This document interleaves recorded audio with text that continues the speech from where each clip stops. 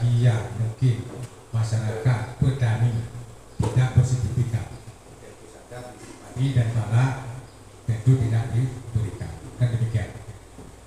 Kemudian sesuai dengan perdagangan jeruk, kita orang Aceh pada umumnya Indonesia ini mayoritas petani padi.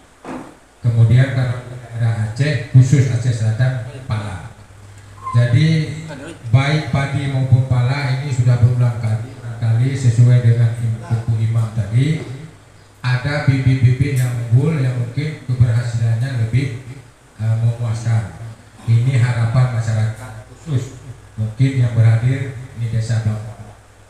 Kemudian bagi pala, kami berpengalaman sudah berulang kali untuk menanam. Lagi enak-enak kita tengok lagi udah mau berbutik, pala mati. Jadi jangan